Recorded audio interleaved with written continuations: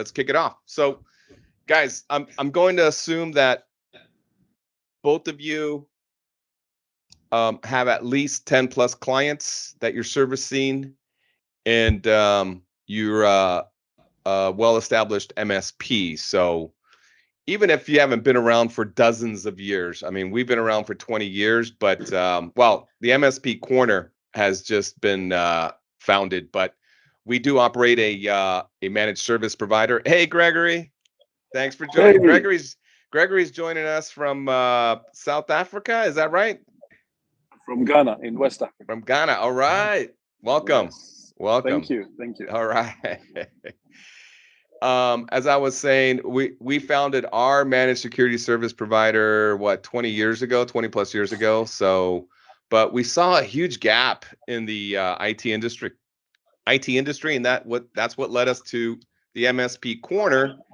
And I'm going to dive right into that right now, just so you guys have an idea of what we're trying to do, what we're going to do with the platform is, teach you guys how to sell value, because a lot of you focus too much on technology and not the strategic approach of selling value. Now, marketing is another struggle for a lot of IT firms. We're going to have framework available for you to implement yourself, a step-by-step plan of what it took my MSP to be that organic number one choice, right? If there's several keywords that we optimize and makes us the number one organic choice for thousands of searches that are done every month. So we're going to show you guys how to do that, because a lot of you don't focus on marketing. If you want to build a sustainable business, if you want to attract your ideal client, you want to focus on marketing. Scaling is another challenge for IT firms, and we're going to have lots of resources, as we mentioned below, scaling. But resources will also include tech stack information, tools that are ideal for MSPs. And as far as templates go, we've got a lot of amazing templates for, especially for young, even established organizations. I've seen a lot of MSP agreements that lack a lot of important information, like early termination fees, security clauses, and what's not included in MSP support, right? Because a lot of clients and prospects will assume that IT support includes projects. That's not the case. So it needs to be called out when you have a client sign an agreement. But there's going to be a lot of other templates in there: professional proposals, statements of work, presentations, lots of great information for you guys. So, but let me dive quickly into what we mainly want to talk about, and that's how to add additional that monthly recurring revenue in less than 90 days, right? You can, depending on your size, depending on the size of the clients you support, you can add another up to $10,000. I think that could be a minimum for, especially Gregory, because Gregory and I were talking last week, and he has a huge opportunity. I think he can do extremely well if he comes up with if he follows our steps here. So, who is your prime target? Well, let's talk about the ideal client, because as if you've been in the IT industry for a while, there are pain in the butt clients, and then there's clients that are just so low maintenance. Clients that just love you. They love the direction you're taking them in. You've implemented. They're just a great partner because they just follow your direction, right? You implement that preventative maintenance plan, so they don't have any problems. So what are they? They're low maintenance. So that ideal client, you guys got to create a list of who those ideal clients are. And if you're supporting a specific industry, it's going to carry a lot more weight when you approach them for augmenting what you're providing today. So the ideal client, like I was mentioning, is going to trust you, right? You've already established that trust. They see you as that credible resource who they can call when there's an issue, or they have a technology question. They just see you as somebody that walks on water when it comes to IT support or IT strategies or any type of support in that area. So remember that you always want to position yourself as a valued partner, not just a vendor. And I'm going to go into that in a little bit as to what a good partner is and what a bad partnership is, because that's important. It's important that to the growth of your organization. And like I was saying, that when you're a trusted advisor, you've established that trust and partnership with your client, they view you as that credible resource, right? If you make a suggestion to your client, they're not even going to question you. They're going to say, when are you going to implement it? Can you get me a proposal? Can we review the road plan, right? What's the technology road plan? So remember that credibility must be established. I mean, that just is just needed. So like I was mentioning, I keep mentioning partnership because remember, guys, a partnership is much more different than a client and vendor relationship. And that's something that you all should work at. And I created a profile of a good partner and what a bad partner is because it's important. So what's a great partner? What's a great partner look like? Collaboration exists. That means you guys are continuously collaborating, right? They're complaining, what's not working, what is working. They give you honest feedback. You have that open relationship that is going to continue to improve, right? Because you guys always want to be improving. If you send emails to a client and they never respond, and then 6 months down the road, they're angry because they had a security breach, and what are you going to do? Rub their nose in it and say, hey, 6 months ago, I wanted to present a security plan to you, but you keep ignoring me, right? So the collaboration needs to exist. It can be a challenge. We know. We've been there. We understand that it could be challenging. So just look out for those great partners. Work at it. It's not easy, but like I was mentioning, a great partner listens to your guidance, right? Because they already trust you. They already know that you're going to direct them in that right path because you haven't steered them wrong yet. So a great partner is going to always they're going to always be opening or open to listening to what you have to say.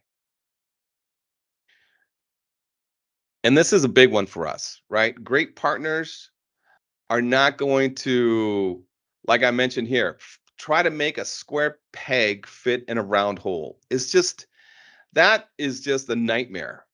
Great partners are going to listen to your direction. They're going to want to standardize. They're going to want to follow best business practices. They're not going to want to make things work that is just not good for to create a stable IT environment. So look out for those signs there. Now, who's not a great partner?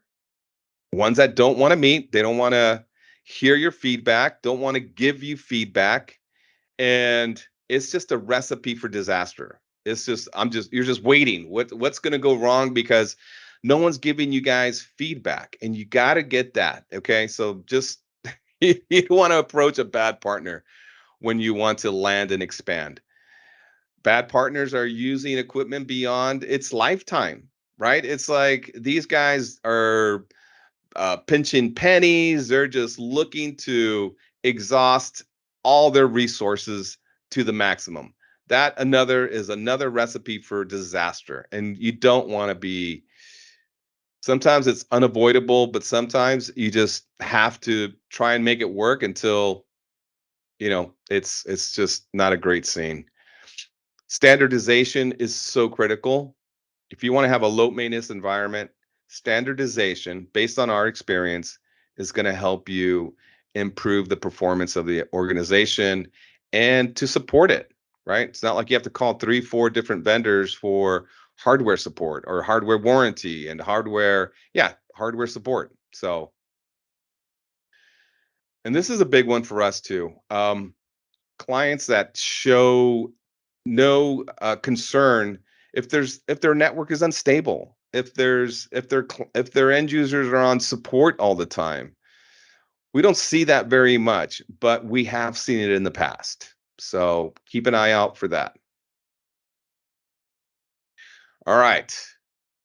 This is what we want to do if you guys are going to want to add additional revenue to your bottom line. You're going to want to run a report of what services you provide for each client. And we've come up with some examples throughout the presentation, but you as an MSP want to provide them with as many services as possible that's going to help them run efficiently, keep them secure, predictable IT costs. So let's run down that line of services you need to provide for all of your clients, because it's going to be services and products. Now, what's that going to be? Where are the gaps you have with your current client base? Because every client, as far as we're concerned, should have every one of the examples we're going to give you right now. If you cannot deliver a 24/7 help desk service, there are solutions out there like the Connect Wises of the world, the Collab Nets, that can help you deliver an after hours support plan. So if you're only providing business hour support and you have a client that's in the medical industry, I'm gonna dive into medical industry because they're the ones that are having to be open 24/7, is have a 24/7 help desk solution in place. Do not walk away. Do not leave money on the table because you can only provide business hour support. No, you don't have to increase headcount. You don't have to invest more money into building out a 24/7 help desk because it can be costly. There are solutions out there that are it's it's a very low investment to deliver a 24/7 help desk solution. So keep that in mind.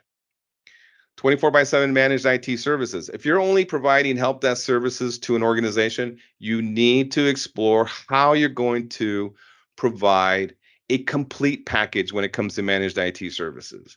So you want to take over servers, network devices, cloud services, all the technology available that is on the client side. If you're not offering SOC services, again, there are solutions out there that will provide you a 24/7 SOC. Little investment to zero investment, right? Because these organizations build scalable models that will scale with your demand. All right. So if you're just delivering help desk and managed IT services, let's complement it with a SOC solution. Why? A medical office needs to be not only HIPAA compliant, they need to keep all their data secure. Where are they going to keep it secure? In the cloud, right? On their servers. So if you're going to provide your clients with cloud products, that's going to create a stronger partnership. You're going to create a tighter grip on that relationship because they're buying everything from you. They're buying help desk, managed IT services, SOC services, cloud products. That is going to increase the amount of their monthly bill because they need to come to you for everything. You guys want to be that sole resource for your clients, because if you haven't maximized your relationship or that partnership, you guys need to look at how you're going to do that. And like I mentioned, if you're only delivering help desk support, let's look into how are you going to get into expanding that relationship, because that's the goal. Land and expand. You don't want to sell them the entire enchilada on the first visit. Get in there, get the help desk support, whether it's remote or on-site. And then as you build rapport, as you build a strong partnership, as they begin to trust you, as they begin to find you credible, they will then listen. They will be more open to hearing about, hey, SOC services is something that we've been discussing. We should explore that service. Tell us more. So let the fishing begin. And what do I mean by that? How are you going to inform your clients about all these great services, all these great products, right? Because you don't want to sound like you're soliciting for more business. You don't want to do that. You want to sound like a partner. A great partner is going to present the opportunity of adding more value to the relationship. So how are you going to do this? So I don't know if any of you have a newsletter set up. That's a great way to educate your clients. It's a great way to keep them engaged because engaging is so critical, guys. You have to keep all of your prospects and your clients engaged, even though you haven't landed if a prospect went with another MSP, you got to add them to your newsletter because that you want to keep them engaged. You want to keep your clients engaged. And what's going to be in that newsletter? Well, I'll give you guys examples in a little bit. But account management is so critical to the partnership. Account management is someone that's going to go in there, meet with your clients and discuss, hey, this is where we are today. It could be over a phone call, could be over a Zoom call or a face-to-face. It depends on how you guys on your culture and how you guys do that. But a monthly meeting can open the door to more opportunity. Social media. Well, how are you going to do that with social media? I'm going to show you guys in a little bit of what you guys need to do to become what helps you become that influencer and how you keep your followers engaged and up to date on what's going on. So, quarterly reviews is something that should be done along with account management because you're going to bring up other things that aren't brought up in the account management. Okay, guys? So keep that in mind. On this next slide, we're going to have some examples I would like to share with you guys. We'll just quickly illustrate what we send in our newsletter because when you're sending a newsletter to somebody, you obviously want to send educational information. It's valuable, that they're interested in it, right? It speaks to them, it speaks to their business, it speaks to their challenges. So in this, what I'm showing you now is just a newsletter sample, right? This is a very direct message that doesn't have anything fancy such as images or links, because we're referring to security concerns. And since we're discussing the medical industry, I touch on what's going on in their industry, how it's impacted, what the challenges that right here is. There was an article written by Naomi Diaz on how 289 healthcare organizations were attacked by hackers and they were held for ransom. So it gives you want the recipient who receives the email to relate to what you're writing to them about, because if you're going to send them an email that is only relatable for, say, manufacturing or legal, they're just not going to read it. So you got to be to the point. It has to be relevant.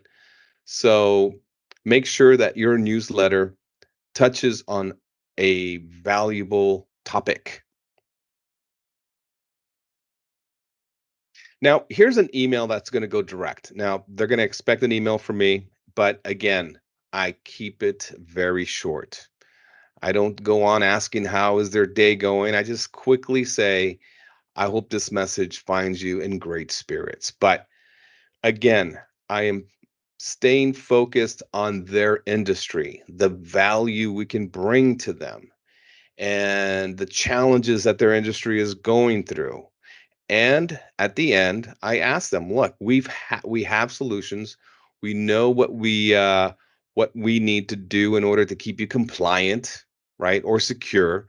So in your email, again, keep it very short. Offering a security analysis to a medical office or a hospital is going to it could open the door to a huge opportunity for you. So keep that in mind.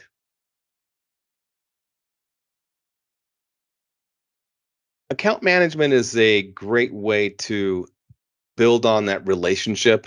And I provided here just a short script of what the account manager is, how they should approach a CEO after discussing, hey, after an account manager discusses the past month's ticket report or projects that were completed. They can bring up other topics during, since they have that face-to-face meeting, right? Because you could be providing, this is a great opportunity for an account manager to land and expand, right? Right now in this script we're discussing, he mentions your MSP provides them with help desk support, and that security could be a challenge for their organization, and that your MSP can offer them a security solution, a security analysis. Can they um, discuss that in the next meeting, or have a scheduled meeting to discuss how SOC services can bring can only keep them secure, but it could also keep them compliant. So always have a plan in place if you're meeting with the CEO and the value proposition you're going to present. Here's just a short post that I created, and I think some of you saw it. I know that a lot of MSPs have a very thin agreement. I've seen a lot of them.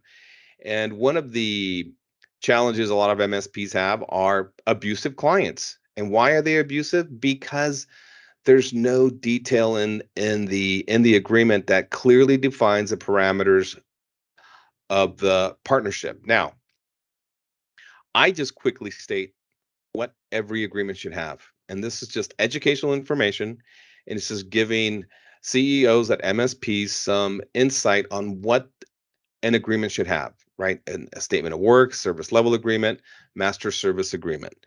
So, this is something you guys should consider if you have followers, right? If you have followers on LinkedIn or Facebook, or you've created a group that, let's say, all the CEOs at medical offices are following you, right? You want to provide them with relevant data that's valuable, right? So you're not going to bat 1,000. So don't think that, oh, I'm going to provide this great information and every single one of them is going to want to hear more. No, you're going to get a certain percentage. So, but you always want to keep your prospects and clients engaged. All right. Your clients aren't the only ones following you.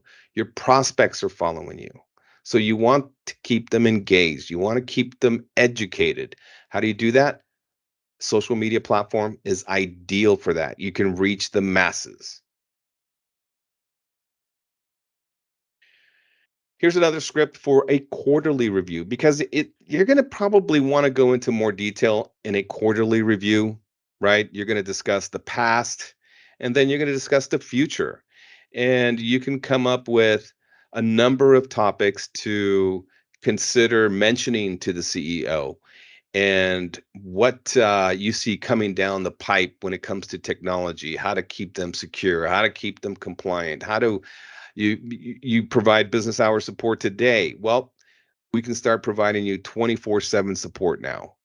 So always have a plan in place during your quarterly reviews, because you just don't want to talk about the satisfaction of the client or the satisfaction of the end users, what you've accomplished. You want to talk about the future and how you're going to help them achieve certain goals, or talk to them about their goals.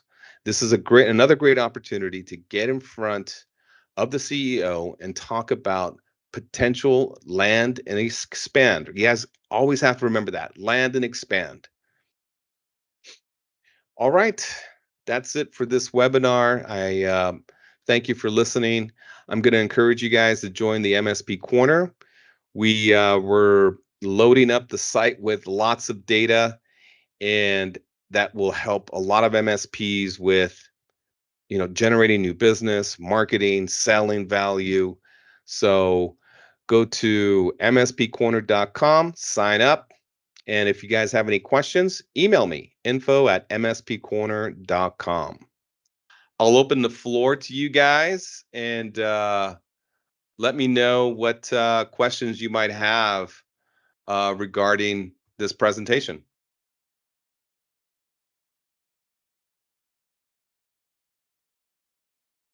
Any questions, or should we end the call? Hey, Fernando. Everybody's Sorry, on mute. Just taking myself off mute. No worries. Yeah, you mentioned before about the tech stack, and that's something that you're going to focus on in the MSP corner. I this is probably kind of a half comment, half question. I find that as we're trying to offer some more of these services to existing clients and to new clients, you kind of end up with vendor sprawl, right? You've got a vendor for this, a vendor for that, or whatever. That's right. Have you had success with your MSP, in terms of minimizing, let's call it, the amount of vendors you need to use to accomplish, check all these boxes, so to say? Sure, that's a great question, and I'm glad Gregory Morowitz is on the call because he runs operations for our MSP, and he's the co-founder of the MSP Corner. So he's an ideal person to ask that question. So Gregory, can you answer Alex's question, because I think that's a great question. Greg, you sound like Mickey Mouse. Gregory, you sound like Mickey Mouse. You might have to his microphone has a little hiccup at times, so pardon the disruption. Not a problem. But Alex, yeah, I get it. Like there's the Can you hear me now? Oh, I can hear you now. Awesome. Thanks, Greg. No. Sorry about that. Did you hear Alex's question? I did. Okay. The answer is there are a few companies out there that are trying to do it all, like Kaseya. Kaseya tries to do a lot of it. Datto tries to do a lot of it. Tries to fill your stack out. Toddle does a lot of stuff. So there are a couple, but they're few and far between that do almost all the things you need. Versus, you definitely are going to have a few vendors, but yeah, Kaseya, ConnectWise, Datto. I mean, Datto's got PSA and backup and a lot of different things. So you're a little bit limited with your choice of having a like a single pane of glass is probably what you want to do. And versus having like 11 panes of glass. There are a couple of vendors out there like Okta where you could kind of like fake it till you make it, right? You could create Okta and have a single sign-on to all of your tools in one place, versus having 25 logins and 10 different sessions going. Maybe Okta right, or Duo could help you create your own little winter wonderland of tech items versus logging. Yeah. Like you said, it's tough to have a SIM and EDR and backup and PSA all different.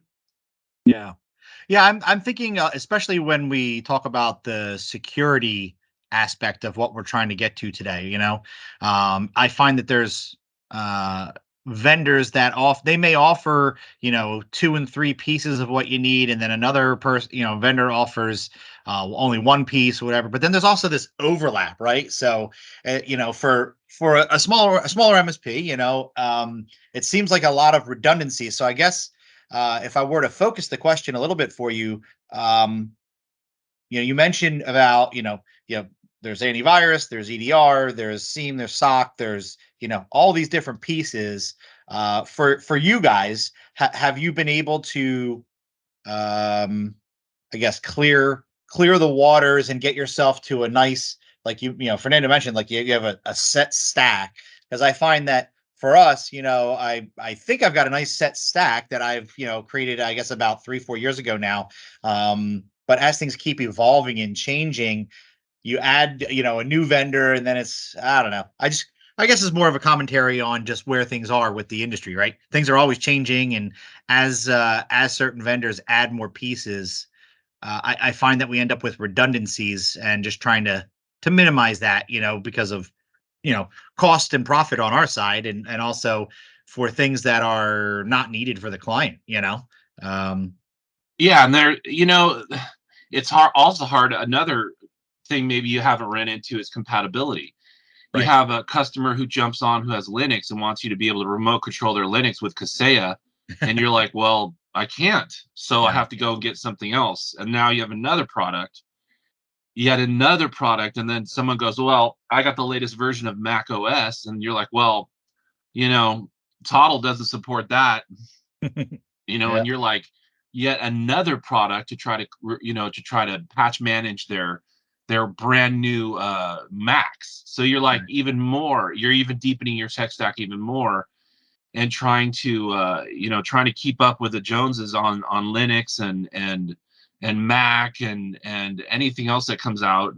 Some of them are even tablets and all these different Android OS and all this, and you're having trouble keeping up with the Joneses, because maybe you have a product that you really love that's not super updated all the time, that's not on the bleeding edge of technology.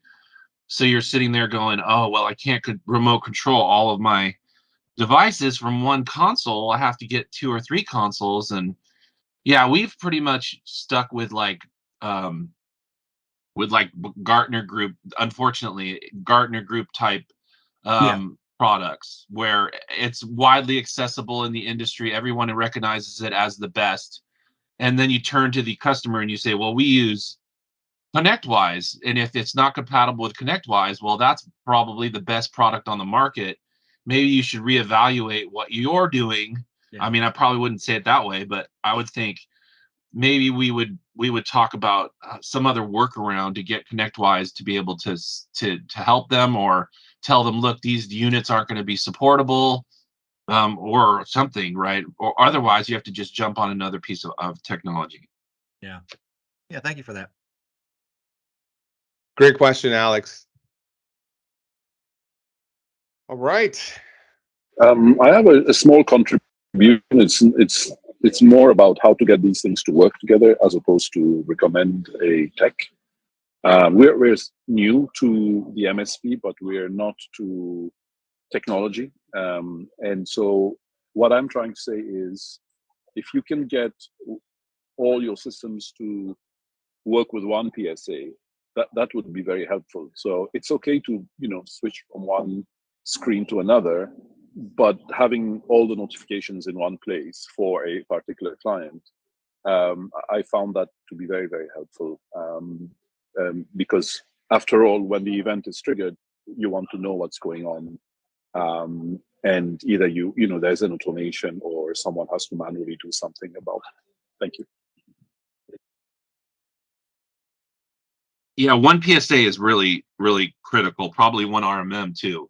I try to pick a good RMM and a good PSA, maybe one that was compatible with one another very well, because your notifications and possibly your remote control and your patch management and maybe even your backup could be tied to your PSA slash RMM. So those two are going to be really critical to your footprint. Those are going to be the basis of your footprint. And then maybe like IT Glue or something else that has good documentation. Glue, Kaseya, and like Ninja or something like that, they all talk to each other very well. They're all compatible with one another. So picking the forefront leaders, not picking something like Synchro maybe that doesn't talk to ConnectWise or doesn't talk to Autotask, or picking something like like Panda or Avant as your antivirus because it doesn't talk to your RMM tool, versus SentinelOne and CrowdStrike, which do. So yeah, PSA compatibility with all the vendors is going to be critical. I wouldn't pick a PSA tool that was just coming on the market, or not very mature, or had a lot of limitations. Great. All right. Any other questions or feedback? Well, I'd like to comment on the marketing side. I think it's obviously brilliant. It's to the point and it's critical. What I found difficult to grasp, like a bit elusive, is the concept of ideal customer, and then from that, following on that, which vertical or segment to focus on. Sure.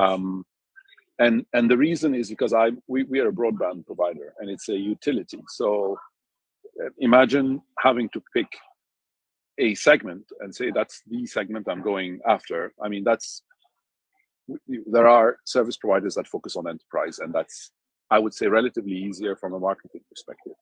But when it's residential business, consumers, each one of them has to have a different strategy, and for each one, you'll have to have your ideal clients and your segments.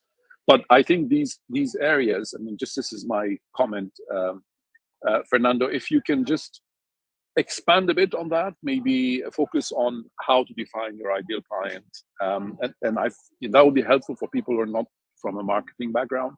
Sure. Because it might take weeks, months, years before they get this aha moment. I'm like, now I get it, So it would be helpful, I believe, if you can just develop on that a little bit. But I love the presentation. Thank you. Sure, of course. No, thank you. As far as the ideal client, this is what we would do from an MSP perspective, because we're already delivering services. You have a very unique position. You're a broadband provider delivering broadband services to businesses and consumers. Is that correct? Okay. Yes. How much insight do you have on your business clients, like their size of the company, their industry, the relationship? Who do you have a strong relationship with? Because remember, there's something that's very critical for your position, is you're seen as a broadband provider.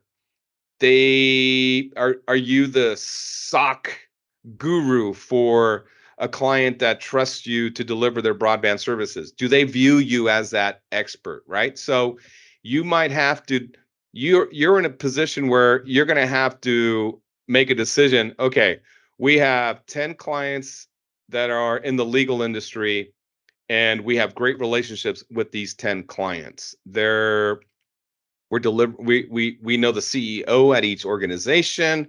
We talk to them every month.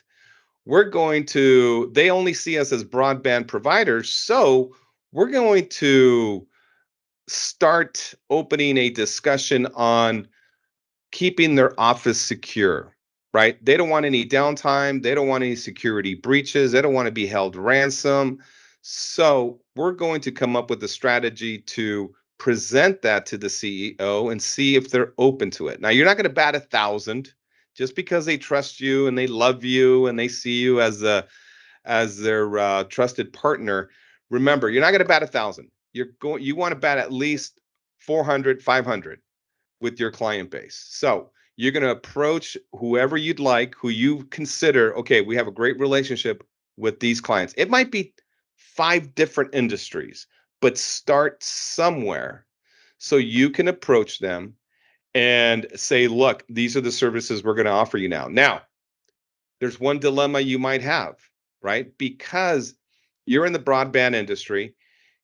How do you position SOC services? How do you position 24/7 help desk? How do you present that value? So you're going to need somebody who's knowledgeable of that, who's knowledgeable on pitching that service, exploiting their current situation, and turning it so you are now that they view you as the answer to their problems, because they're having problems. They're going to be unhappy about their position. So you got to always remember, if you're going to approach them, are they unhappy about something? Are they looking for answers to something that you can provide? So as a broadband provider, you're going to need skill sets that can sell 24/7 help desk, managed IT services, SOC services.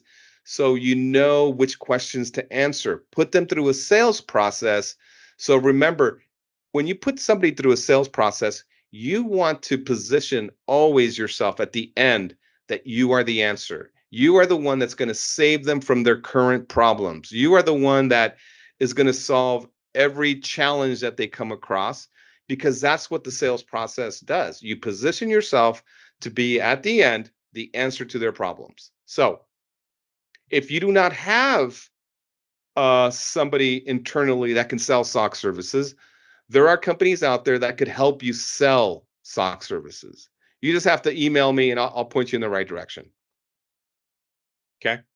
I'll also like to say from an operational perspective, because I do operations, this is a great way to tell like what we've done early on. So what we noticed was that we sold like an all you can eat package for $35 per person per month, right? You have an all you can eat package, you sell it, you get one person to sign up. That one person signs up, they calling in constantly, calling in, and you do a report every month, and you see that your one person clients are hammering you, and you're basically not making any money with them, right? So you look at your books again, you see that there's a 5-person office, and then you have 5 people and $35 a month, each, and you notice that they don't call in as much. There's not such a needy person over there.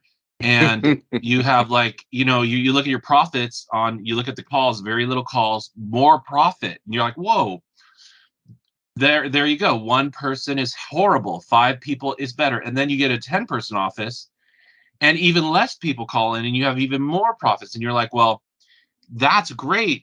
I shouldn't take individuals. Individuals are harder to service than groups of people, even though the groups of people are all consistent of individuals. You have groupings of people, and then you notice that, look, doctors' offices call in less than architectural firms, or architectural firms call in less than construction companies. And you're like, you have 10 architectural offices, 10 doctors' offices, and 10 law firms. And you notice that the law firms are calling you way more every month, and you're not making as much profit. That's what Fernando's saying. That's your vertical. You got to choose where you're going to push your marketing dollars to. Now, if somebody calls you and says, I'm from a doctor's office, I want service, you're not going to say, well, you're not in our vertical, so go away. You're just going to concentrate. You're just going to concentrate on the architectural firms, because you'll notice that not only do you have less calls, but maybe your tech starts to get used to, the architectural software that they're using, and he's better at it than when he goes to do an MRI machine to see if it's connected. You know what I mean? And he's like not familiar, and it takes him longer. So we noticed that larger offices, like that were not law firms, not doctor's office, not architectural firms, not construction firms, were better than those. Like a technology company, they usually try to solve their own problems. They're ideal, right? You're like, oh wow, technology companies are yummy, because they've got engineers that are all trying to figure out their own problems, and you're like, you're the last person they call.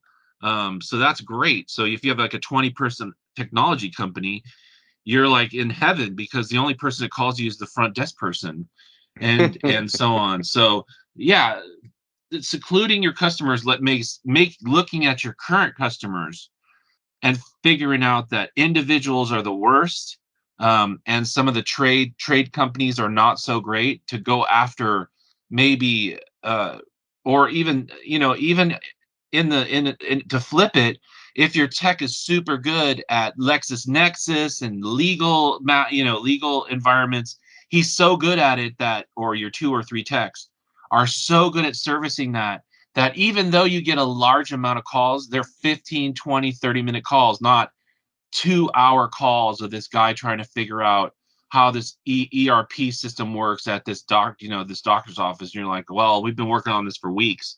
And you're like, oh no, that's horrible. So you got to look at your operations a little bit when you're trying to figure out what your ideal customer is, and you'll figure it out pretty quickly. And then you could just push a lot more marketing efforts towards that group, because it's gonna be giving you the highest return on investment. Let me ask Gregory and Alex, do you guys have an email engine set up? Because email, keep staying engaged, is going to, keep your clients informed and educated on what's going on in the world, right? Because, there's so many topics you can discuss, from backup to security to the cloud to VoIP services, and it's like keep them educated on what new technology is available. Maybe some of them have disaster recovery concerns, and they're like, "Hey, we're going to look for a backup solution. What do you recommend?" Because they'll reach out to you. It's the least expensive way to generate new business, is keeping your clients engaged, your prospects engaged, and educating them. And you just have to find that information and provide it to your subscribers. All Yeah. right. All right.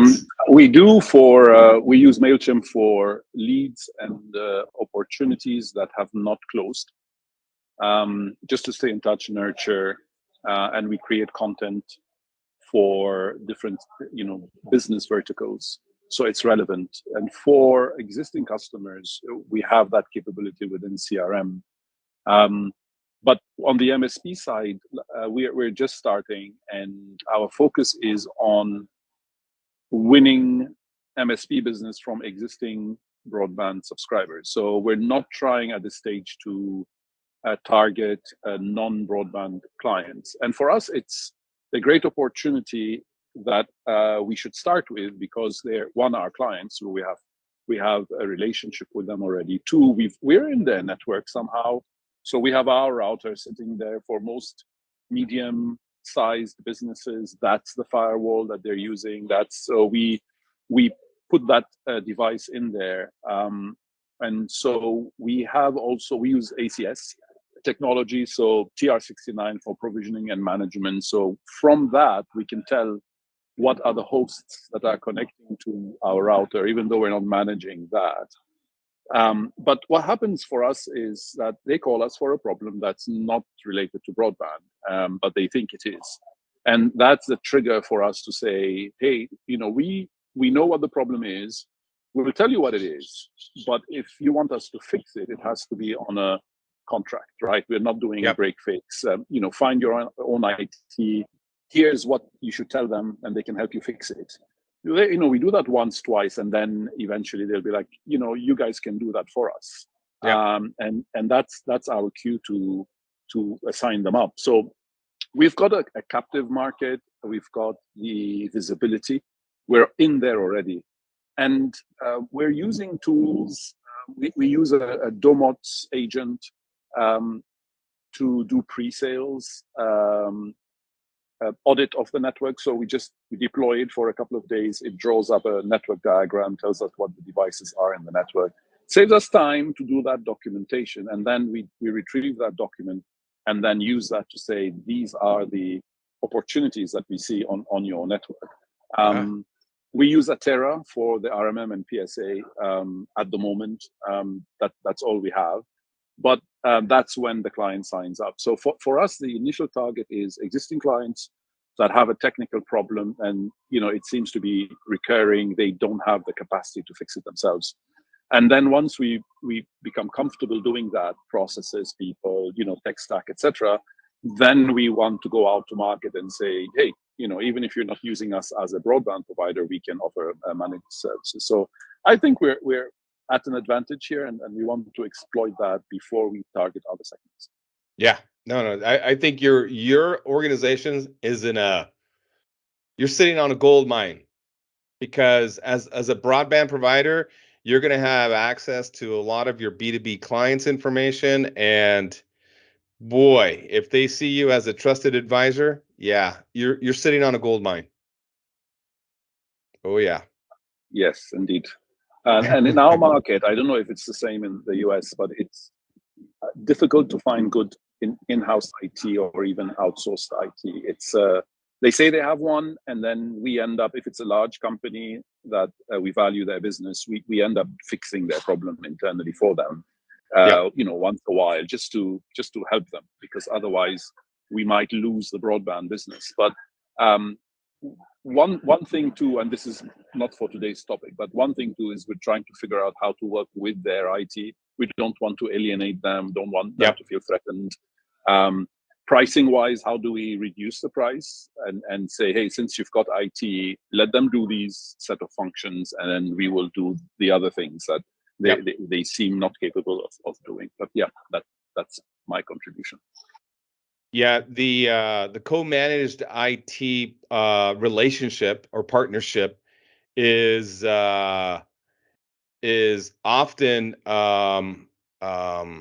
we see that a lot lately, because especially with the larger organizations, the internal IT departments want to focus more on company objectives, right? They don't want to be taking alert calls or support calls and patching and management and monitoring. They don't want to do that. They want to focus more on their company's core objectives and projects. So yeah, it opens up a door for a lot of opportunities. So how to price that out? Well, Gregory and I know how to price those out. So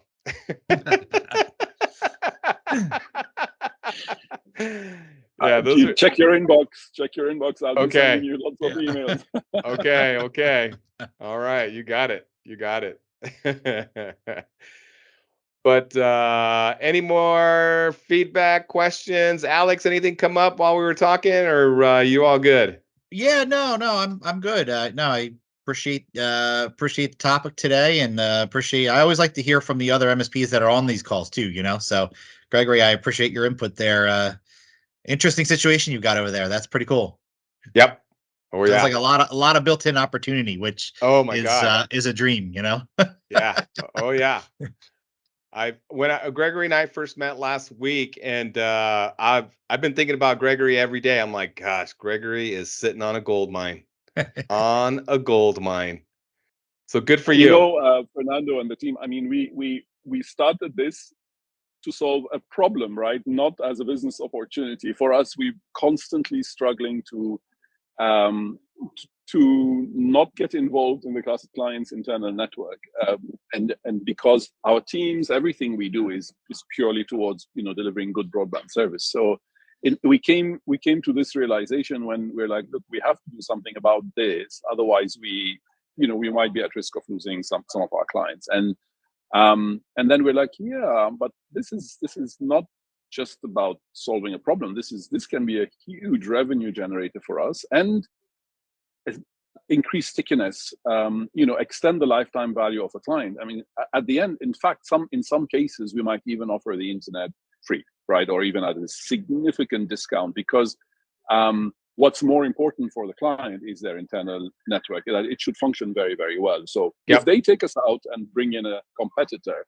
and it works, the problem is with us, right? It's not going to be the broadband. So now we are quite excited about the MSP journey and really loving the content and what you're doing here. I like your approach to this group, as opposed to other groups that are just trying to promote other things. You're dealing with very real problems that I identified with immediately, and I'm sure many MSPs are too. So thank you very much. Of course, that's what we're here for. So you just shoot over any questions and I'm happy to answer them. And Alex, same to you.